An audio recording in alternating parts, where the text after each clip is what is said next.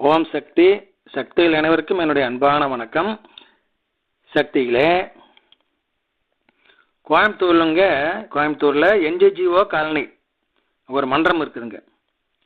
அங்கே குமரவேல் என்ற பெயருடைய 80 வயது உடைய ஒரு பெரியவர் வந்தாருங்க. அவர் இருதய நோயாளி, ஆப்ரேஷன் செய்யணும்னு டாக்டர்லாம் சொல்லியிருக்கிறாருங்க. அவர் தீவிரமான சிவபக்தர். ஒரு முறை கூட மன்றத்துக்கு வந்தது இல்லைங்க. காலையில் எந்திரிச்சோன்னே சிவன் கோவிலுக்கு போய் சாமி கும்பிட்டு அப்புறம் சாப்பிடுவார். அப்படி இருக்கும் பொழுது அதே மாதிரி சிவன் கோவிலுக்கு கிளம்பி வர்றாரு.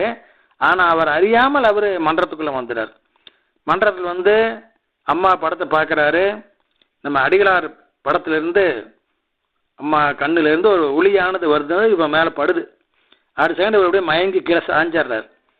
இப்போ அங்குள்ளவங்கெல்லாம் இவர் தண்ணி தெளித்து எழுப்பி விட்டு, நீங்கள் கவலைப்படாதீங்க, இல்லை அம்மா பார்த்துக்கு தைரியமாக இருங்கன்னு நல்லா ஆறுதல் சொல்லிட்டு இருக்கும் பொழுது, அங்கே மந்திரம் படிச்சுக்கிட்டு இருந்த ஒரு சிறுமி திடீர்னு சொல்கிறா, தாத்தா நீங்கள் மருவத்தூர் போய் அம்மாவுக்கு பாத பூஜை செய்யுங்க, பாத பூஜை செஞ்சு அம்மா ஆசீர்வாதத்தை வாங்கிட்டு வாங்க, எல்லாம் சரியாக போகும் அப்படின்னு அந்த சிறுமி சொல்கிறார். என்னடா அது, இங்கே கோயில் மாதிரி இருக்கிற இந்த இடத்துக்கு வந்தோடனேயுமே அசரேரி மாதிரி இந்த பெண் வந்து வாக்கு சொல்கிறாளே அப்படின்னு அந்த பெரியவருக்கு நல்லா நம்பிக்கை உண்டாயிடுச்சு.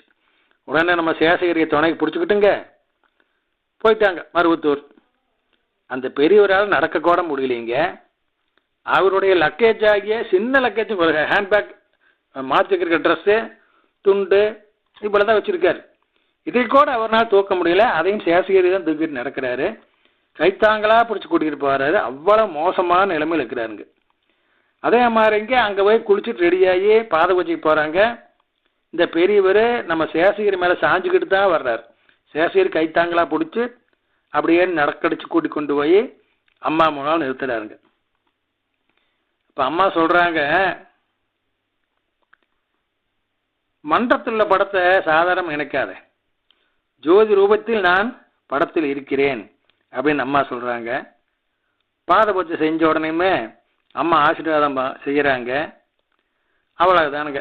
அம்மா பாத பூஜை பண்ணி முடிச்சுட்டு, அம்மாவுக்கு பாத பூஜை பண்ணி முடிச்சுட்டு இந்த ஐயர் பெரியவர் ஒரு 10 அடி தூரம் தான் நடந்து வந்திருப்பாருங்க.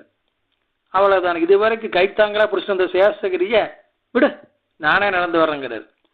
அவர் மேலே மிலிட்ரிக்காரனாட்டா சும்மா லெஃப்ட் சைட் போட்டு நடந்து வர்றாரு. அவருடைய லக்கேஜை அவரே தூக்கிக்கிறார். இவருடைய துணை இல்லாமல் அவரே குடுகுடுன்னு முன்னால் ஓடி போய் பஸ் ஏறுறாரு. சேஷகிரிக்கு ஒரே ஆச்சரியம், எப்படி பாரு, அம்மாவுடைய பாதத்தை தொட்ட உடனேயுமே இந்த பெரியவருக்கு எவ்வளவு ஸ்ட்ரென்த் வந்துருச்சு, எவ்வளோ சக்தி வந்துருச்சுன்னு ஆச்சரியப்படுறாரு. இன்றளவும் அவர் நல்லா தான் இருக்காருங்க. எந்த ஆப்ரேஷனும் செஞ்சுக்கலைங்க சக்திகளே. ஓம் சக்தி.